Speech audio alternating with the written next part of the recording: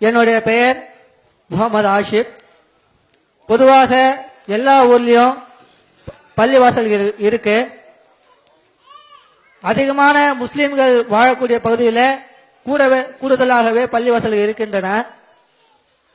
அந்த பள்ளிவாசல்கள் தொழ வரக்கூடிய மக்கள்களின் தொகையோ மிக குறைவானது. அதிக இடவசதி இருந்தும் சில நேரங்களில் இமாம்கள் தனித்து நின்று தொழக்கூடிய நிலை கூட ஏற்படுகின்றன. இந்த நிலையில் இவ்வளவு வசதிகள் இருந்தும் இவ்வளவு இடவசதி இருந்தும் தமிழ்நாடு தௌஹீத் ஜமாத் தனி பள்ளிவாசல் அமைப்பது ஏன்? இது ஒரு நல்ல கேள்வி கேட்கிறாரு. நம்ம சமுதாயத்தை பொறுத்த வரைக்கும் பள்ளிவாசலுக்கு பஞ்சமே இல்லை. அதாவது தேவையை விட பன்மடங்கு அதிகமாகத்தான் இருக்கிறது. ஒவ்வொரு பள்ளிவாசல்லையும் பார்த்தோம்னு சொன்னா ஒரு சப்பு கூட நிறையாது. முழு பள்ளிவாசல்லையும் ஒரு 100 சப்பு மக்கள் நிக்கலாம், 100 வரிசை நிக்கலாம். ஒரு வரிசை கூட என்ன செய்யாது, நிறையாது. அப்ப அந்த மாதிரியான அளவுல தேவைக்கு மேலதான் இருக்குன்னு அர்த்தம். இப்ப இருக்கிற எவ்வளவு நமக்கு தேவையோ அதை விட பல மடங்கு அதிகமாக பள்ளிவாசல் இருக்கின்றன. அப்ப நம்ம போய் இருக்கிற பள்ளியை நிறைக்கிறத விட்டுவிட்டு, பள்ளிவாசல்ல இடம் நிறைய இருக்கிறது, எந்த பள்ளிக்கு போனாலும் இடம் இல்ல, ஹவுஸ்ஃபுல் போர்டு போட்டு உங்களை விரட்டி விட்டா ஒரு பள்ளிவாசல கட்டலாம். எல்லா பள்ளியிலும் இடம் இருக்கு, ஏன் ஒரு பள்ளி கட்டேன்னு கேட்கிறாரு. தௌஹீத் ஜமாத்துக்கு தனியா ஒரு பள்ளிவாசல கட்டணும். பள்ளிவாசல ஹவுஸ்ஃபுல் போர்டா போடப்பட்டிருக்குது, அது எப்பவும் காலியா தானே கிடக்குது அப்படிங்கிறது தான் அவருடைய கேள்வி. இது இடம் இருக்குதுங்கிறதுல மாற்றுக்கிறது கிடையாதுங்க. இடம் இருக்கு, எந்த பள்ளிக்கு வேணாலும் இடம் நிறைய பறக்கத்தா இருக்குது. ஆனால் பள்ளிவாசல் என்பது கட்டிடத்தினுடைய தோற்றத்தை வைத்து பள்ளிவாசல் முடிவு செய்யக்கூடாது. பள்ளிவாசல் என்றால் அதுக்கு சில கண்டிஷன் இருக்கு மார்க்கத்தில். எது பள்ளிவாசல் எது வீடு? நம்ம நினைக்கிறோம் மெனார கட்டினா பள்ளிவாசல் நினைக்கிறோம். ரசூல் ஸல்லல்லாஹு அலைஹி வஸல்லம் காலத்தில் இருந்துச்சு ஒரு பள்ளிவாசல்.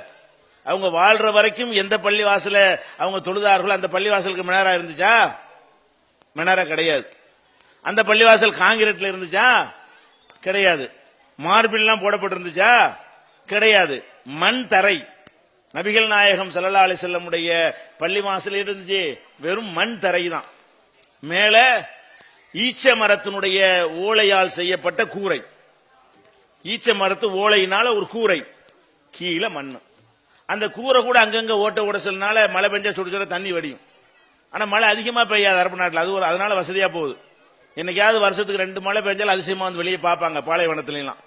அதனால அது மழை பெரிய பாதிப்பு இல்லை. மழை பெய்தால் என்னவாயிரும், மழைங்கிற ஒரு அதிசயமான ஒரு விஷயம் அந்த நாடுகள்ல. அதனால மழை பெஞ்சா கீழே சேரும் ஜகதியுமா நெத்திலா சேர் ஒட்டிக்கிறோம் ஹதீஸ்ல வருது. சஜிதா செய்யும் பொழுது சேரும் ஜகதியும் நெத்தில ஒட்டிக்கொள்ளும். அப்ப நம்ம பள்ளிக்குன்னு ஒரு கணக்கு வச்சிருக்கிறோமே, அதுல ஒண்ணுமே அங்க காண. மெஹராப் இல்ல, இந்த மாதிரி அலங்காரமான படி இல்ல, சீலிங் லைட் அது ஃபேனுக்குன்னு அப்படி பாத்ரூம் காக்கூஸ் என்னமோ வச்சிருக்கிறோமே, இதுல ஒண்ணுமே இல்லைங்க. ஆனா அதான் பள்ளிவாசல். அதுதான் இந்த உம்மத்துக்கு உள்ள பள்ளிவாசல்ல ஃபர்ஸ்ட் பள்ளிவாசல், சிறந்த பள்ளிவாசல்.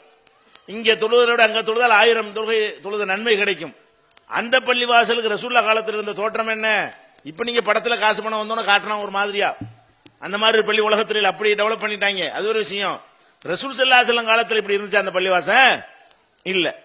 அப்ப அந்த பள்ளிவாசல்ங்கிறதே மினாரா இருந்தா பள்ளி, அது மாதிரி ஒரு மாதிரி டூமார் வளைஞ்சு இருந்தா, முகலாய கலை வண்ணத்தோட இருந்தா தான் அதுக்கு பேர் பள்ளிவாசல். இதுக்கு அப்படிலாம் கிடையாது. பள்ளிவாசல் என்ன, அதுல என்ன உள்ள வேலை நடக்குது அதை வச்சுதான் பள்ளிவாசல் சொல்லணும். பள்ளிவாசல் சொன்னா அதுக்கு என்ன இருக்கணும், பள்ளிவாசலுக்கு உரிய கண்டிஷன் உள்ள இருக்கணும். உள்ளடக்கம் சரியா இருந்தா தான் பள்ளிவாசல். லேபிள் இருந்தா பள்ளிவாசல் ஆயிருமா? ஒரு பாட்டில் இருக்கிறது, அதுல என்ன எழுதி வச்சிருக்கிறான், ரோஸ் மில்க் எழுதி இருக்கிறான், உள்ள ஃபுல்லா காத்து தான் இருக்குது, அது ரோஸ் மில்க் ஆயிருமா? ரோஸ் மில்க் ஊத்துனா தானே ரோஸ் மில்க். லேபிளை கிழிச்சிட்டு ரோஸ் மில்க் ஊத்தி வச்சிருக்கிறான், அது ரோஸ் மில்க் தான். அது லேபிள் இருந்தாலும் இல்லாட்டாலும் சரக்கு உள்ள இருந்தா தான் என்ன செய்யணும், அதை ரோஸ் மில்க்னு சொல்லுவோம். ஆனா பாட்டில் என்ன செய்யணும், பெருசா லேபிள் அழகா வண்ணமான பிரிண்ட் அவுட் பண்ணி அதை ஸ்டிக்கர் மாதிரி தயார் பண்ணி ரோஸ் மில்க் போட்டு வச்சிருக்கான்.